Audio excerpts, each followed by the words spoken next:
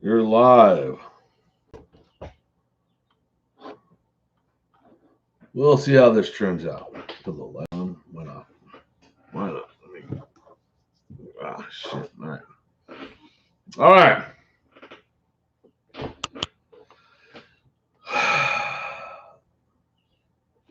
Well, we're live. I don't know how long I'm gonna make this video. I'm gonna just drink a little coffee and shut it off. I don't know. Who's in the house? Who's watching? I haven't done this in a while. I tried to go live on Facebook, but for whatever reason, it wouldn't let me. I couldn't tell you why. Let's talk about a couple of things.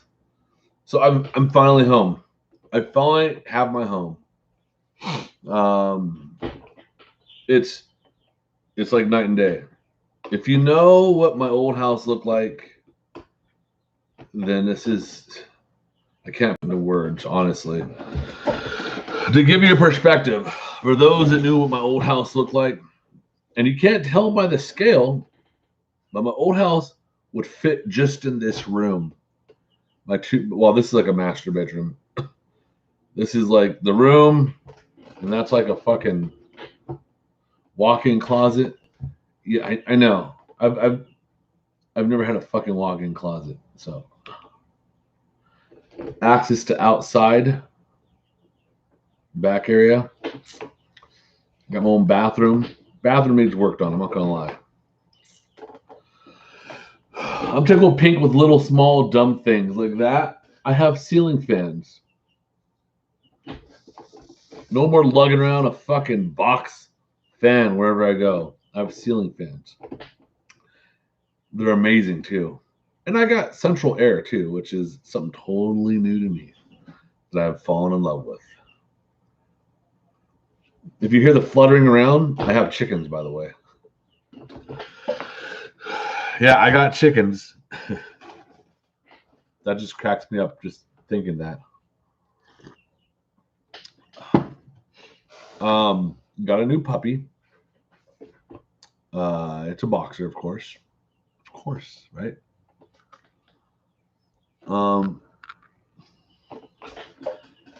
So as I sit here, it's not that I don't know what to say.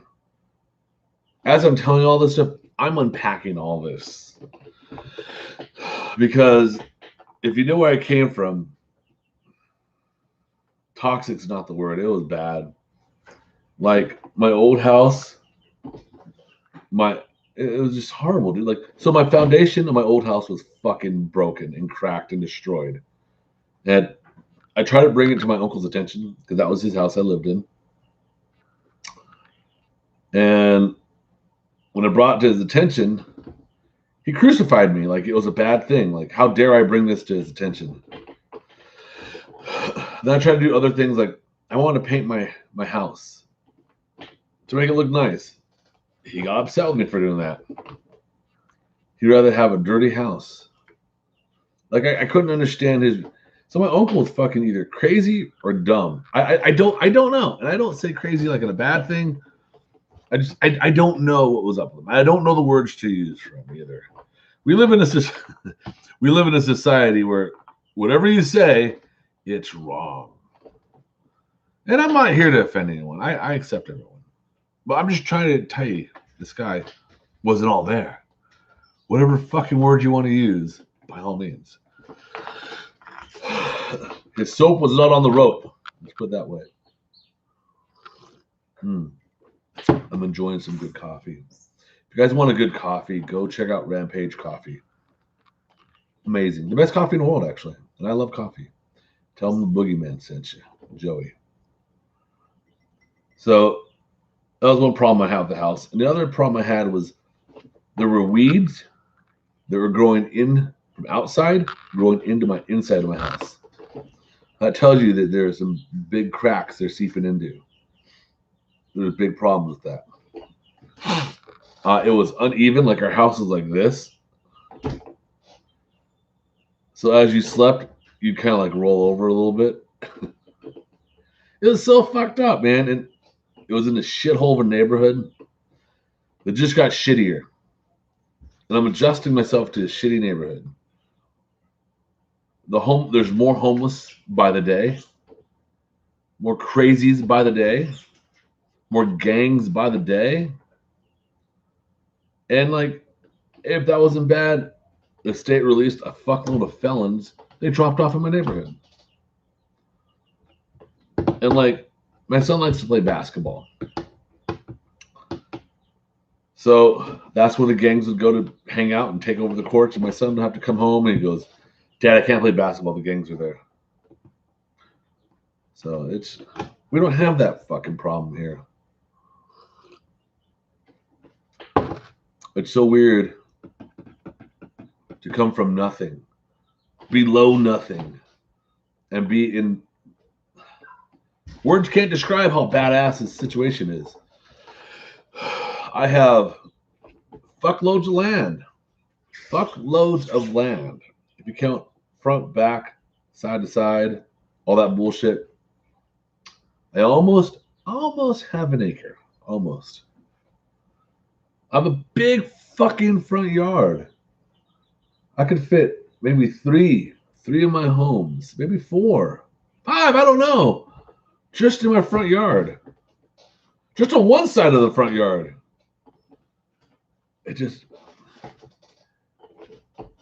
the left side of my front yard is bigger than my entire yard and my neighbor's entire yard put together. Just the front part of the left side of my yard. So when you give me shit like that, I don't know what the fuck to do. It's fucking amazing. I got a fucking driveway and a garage. There's rooms that are completely empty because I don't know what the fuck to do with it. Yeah. I can't even tell you the exact number. My wife probably could. Well over 2,000 square foot inside my house. My old house was like 780 square foot. You take me from 780 square feet, you put me in past 2,000 square feet. Dude. I don't know what the fuck to say. The smallest part of my house is not small, which is probably the kitchen. Well, no, I lie. My master bathroom is probably the smallest. But I mean, so my old house was so fucking small, I had to leave the door open to take a shit. That's how small it was. And my bathroom, there was no shower in my bathroom in my old house. That was a separate room. The shitter in my old house there was a shitter and a fucked up sink. In the shitter, the plumbing was always destroyed. It was like in some makeshift. The shitter at my old house, the floor is made of like signs and old scrap wood. That's what my fucking old bathroom was. In my shower, it got to the point where it was like connected originally, but then it separated, and there was nothing but one small little pipe underneath it. It was a complete empty underground underneath it. So if the tub fell, I'd fall to the dirt, to the ground. And that was a fucking fear every day. I had to tell my son, don't move too much. I'm trying to hold back because I don't want to cry, because it was such a fucked up situation. And you just don't even know, man. I didn't have family that gave a fuck. My family didn't give a fuck. They just didn't give a fuck. It took me a long fucking time to figure this out. I had shitbag family that didn't want to do shit. Either they want to stay loaded, stay high, stay drunk, or they want to fucking do illegal activities, or they want to fucking just not care about anything. Every fucking thing I tried to do in my life was scoffed at.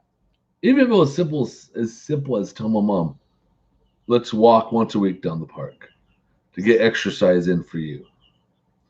No, she's not about that. She's not going to do that.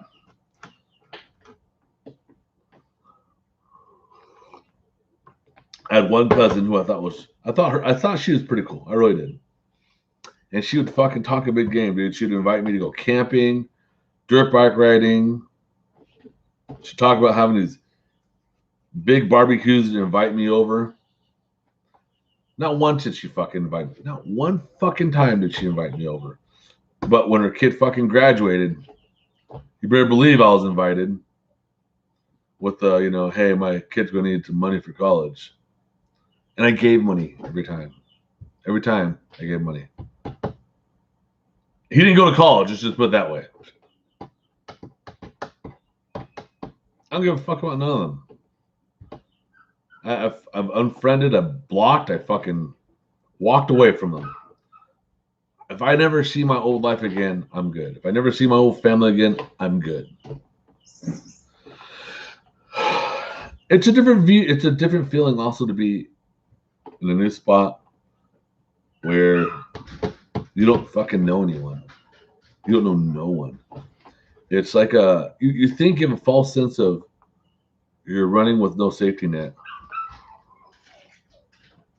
Here's the thing. I've done better though with no safety net. Every time I've had no safety net, I've done better. When I was in the military, amazing. I had no safety net.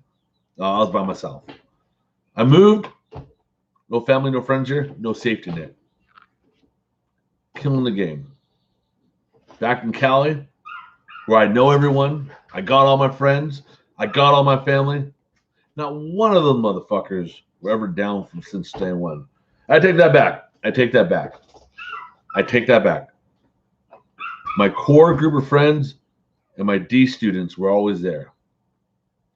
They're always there. I could always count on D students. That's a different story in itself. When we moved, I can't say enough great things about my buddy Sean, CJ, Boots, freaking Ricky. My buddy fucking, who else showed up that day? Can't remember. Fuck. If you showed up that day, I appreciate you. I had a female friend who I was cool as a motherfucker with. I've always been down for her. Always had her back. I was ride or die. I've been friends with her for years. And she'd go out, hang out with her, I guess her group of friends for years. But she never wanted to hang out with me because her friends didn't like me. I never hung out with that chick, not one time.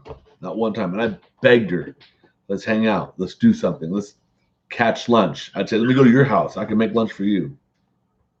She never gave a fuck.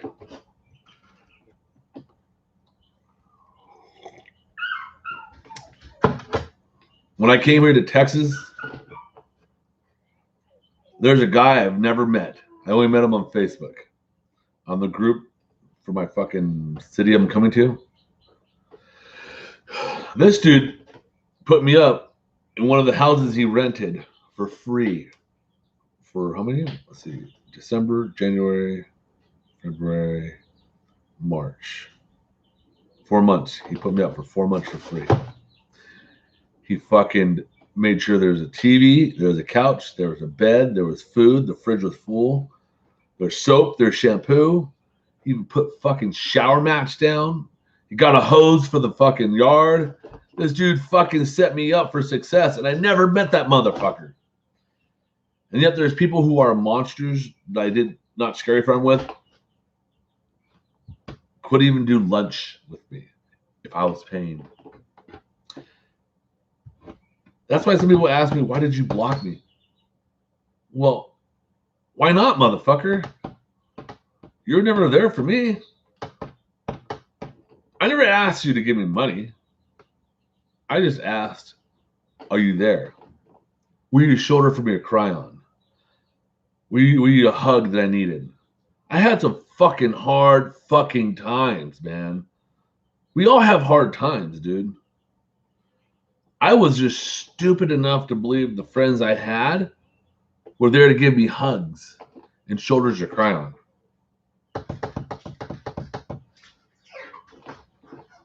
That's all I wanted, man. I would have paid for the lunch. I always had a saying, I love to love the ones I love. Still have that saying, man, but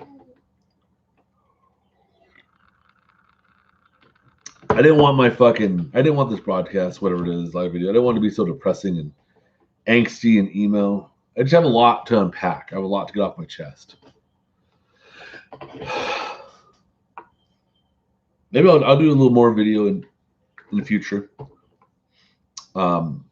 Tell you a little bit more about what I've done, what's going on.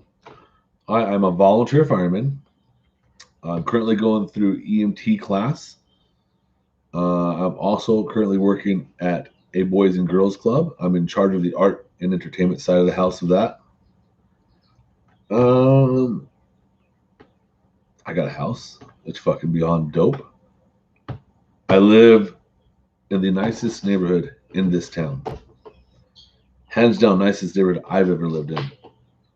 Possibly, it's a debate, the nicest neighborhood out of all my friends live in. I got friends that live in nice neighborhoods, and when they compare their neighborhood to mine, their neighborhood looks like shitholes now. So funny. The worm has turned, my friend. The worm has turned. We're not sure about this mustache. I kind of like it, but my wife does not like it one bit. I'm still me. Just a different location. More gray hair. My birthday's coming up. It also feels weird knowing that this is where I will die. And I will live my remaining time here. When I die, it's weird knowing that, like, I don't know, like, I don't know. It just feels weird dying in a spot that you don't know anyone. You think about some weird shit, man, when you move. I don't know why it's tripped me out so much. There's so much cool shit about this place. I don't even know how to document.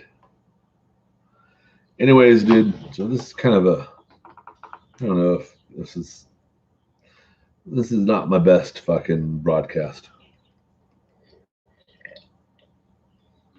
I'm gonna let you guys go and live stream.